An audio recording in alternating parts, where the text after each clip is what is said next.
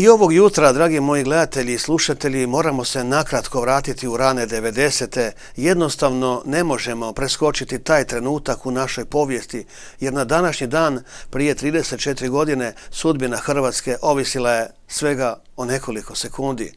Na današnji dan, 7. listopada 1991. godine, izvršen je zračni napad na Banske dvore u Zagrebu, tadašnje sjedište predsjednika Republike Hrvatske, doktora Franje Tuđmana. U trenutku napada u zgradi su prema zapisima uz predsjednika bili i tadašnji predsjednik predsjedništva Jugoslavije Stjepan Mesić i predsjednik Saveznog izvršnog vijeća Ante Marković. No uz predsjednika je tada bio Ivica Ursa, pripadnik sigurnosne službe i jedan od ljudi koji su tih dana bili zaduženi za osiguranje Banskih dvora.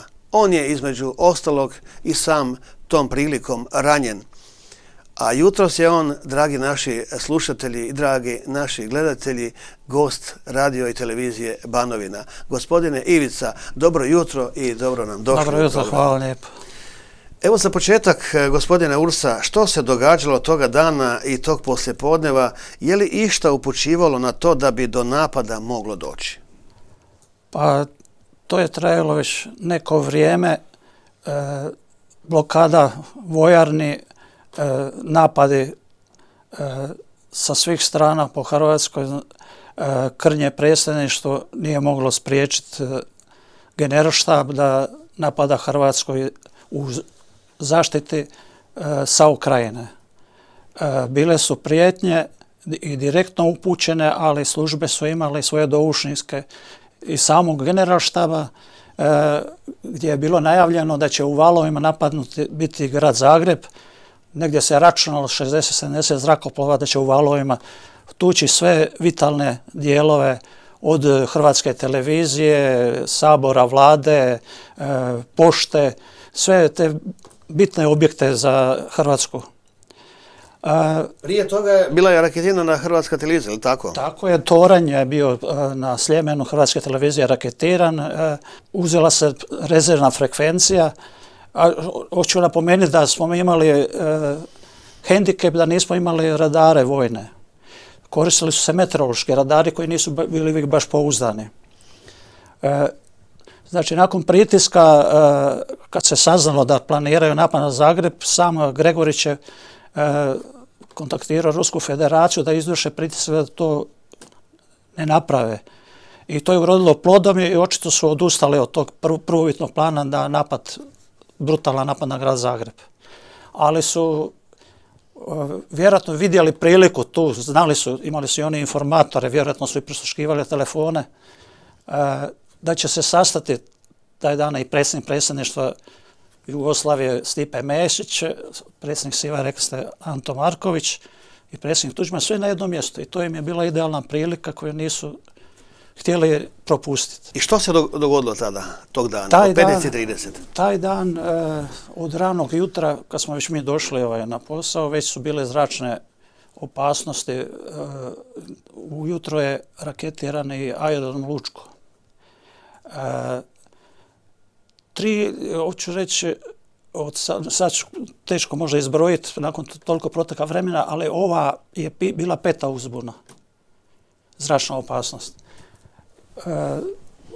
Sastančili su u kabinetu, tu su bili uz predsjednika Tuđmana Stjepan Mesić, Ante Marković, Gojko Šušak, Stjepan Adanić, Mario Nobilo, koji poslije bio veleposlanstvu, tada u svojstvu savjetnika predsjednika. I nakon tog sastanka smo obavješteni da idu na ručak, a ručak se nalazi u prizemlju u zapadnom dijelu zgrade Banskih dvora i tu je po protokolu se trebalo držati do negdje oko 3:30. Zadržati nešto duže. Tako je, da, u razgovoru i neformalnom druženju. Priča kaže da je doktor Tuđman prekinuo ručak, vidno uzrujan. Znate li nešto više o tome što se zapravo dogodilo i što su mu rekli Stjepan Mesić i Ante Marković? Da, u nekoliko navrata je bila žustra rasprava, mi smo stajali sa strane okolo, osiguravali.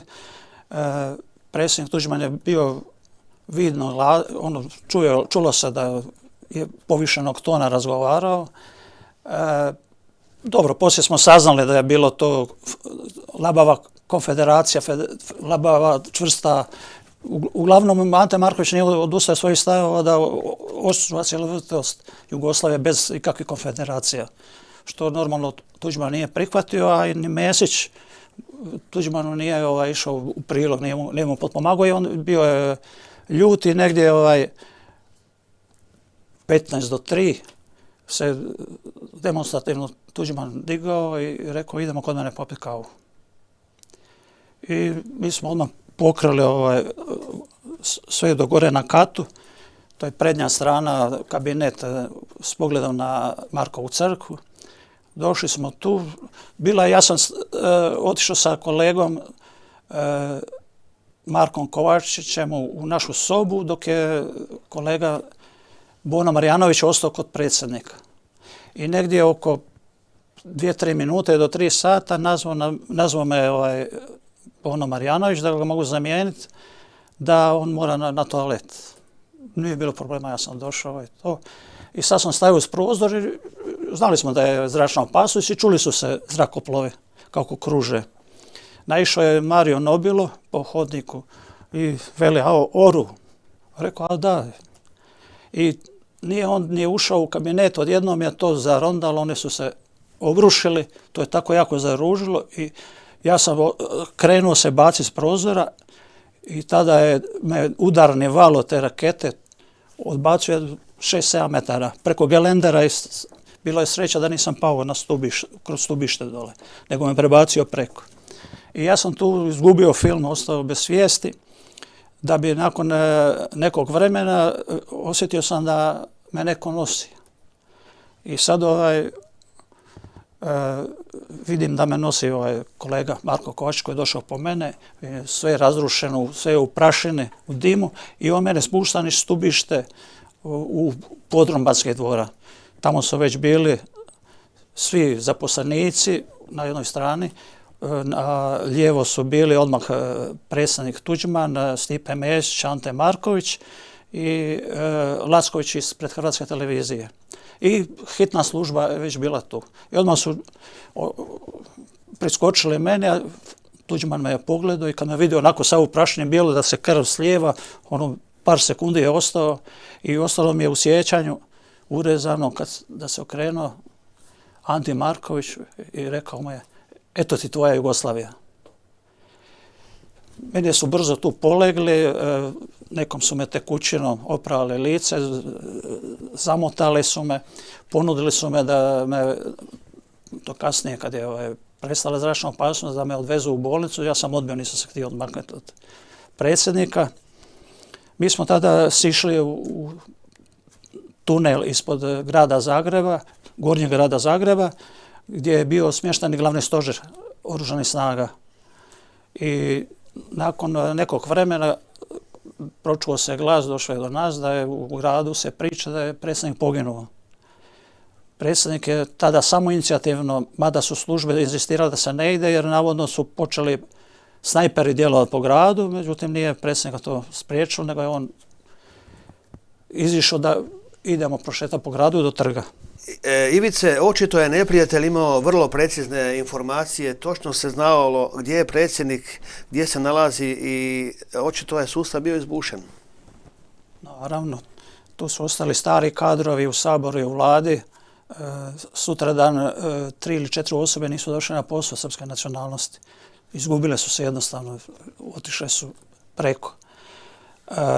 Samo raketiranje i meta gdje je prva bomba, to nije u biti raketa, bila nego bomba iz Galeba koja je imala upaljač na 5 metara da se aktivira. Znači sve u restoranu da je neko bio ne bi preživio. To je tako razrušeno da je to čudo jedno.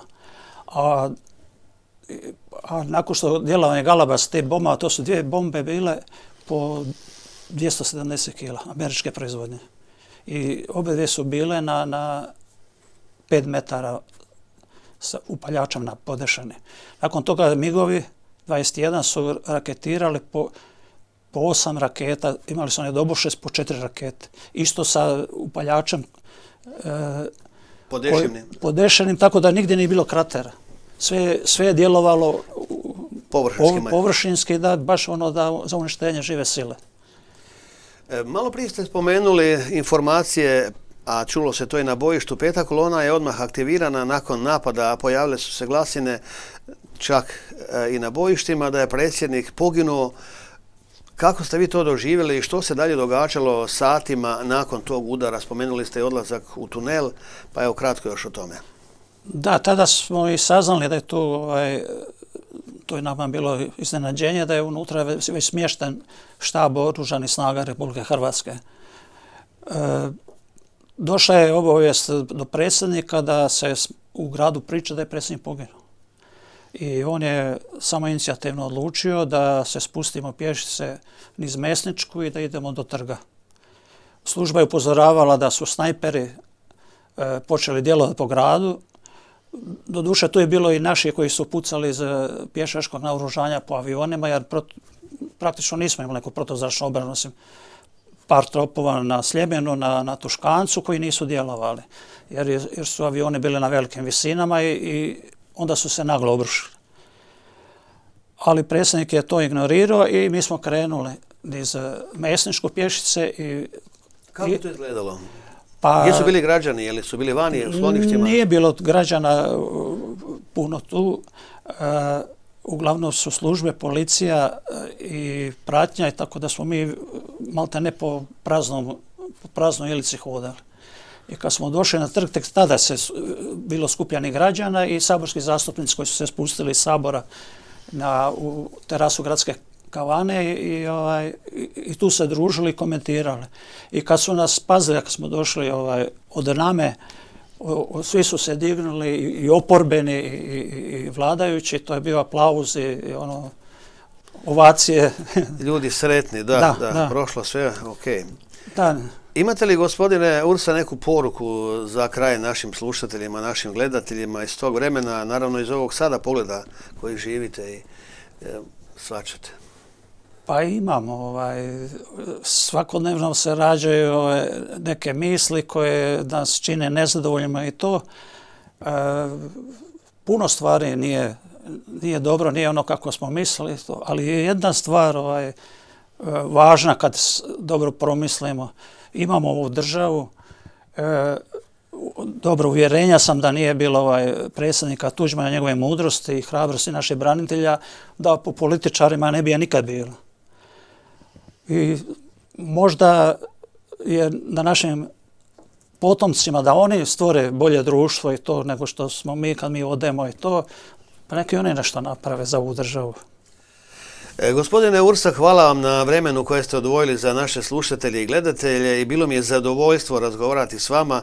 Samo za kraj podsjetnik, pozivam vas da se ponekad priključite našim frekvencijama i poslušate. A ne, to je moje supruze omiljeni radio, u kuhinji uvijek svira i kad kuhamo i kad peremo suđe, uvijek je Banovina, da. Dragi moji, na današnji dan prije 34 godine Hrvatska je bila na meti napada, ali i na pragu slobode. Napad na Banske dvore ostao je simbol hrabrosti i odlučnosti tadašnjeg državnog vrha i naroda koji nije odustao. I još jednom hvala našem dragom gostu, gospodinu Ivici Ursa, pripadniku osiguranja predsjednika Tuđmana na razgovoru, a svima koji su tih dana branili hrvatsku neovisnost, vječna hvala i poštovanje.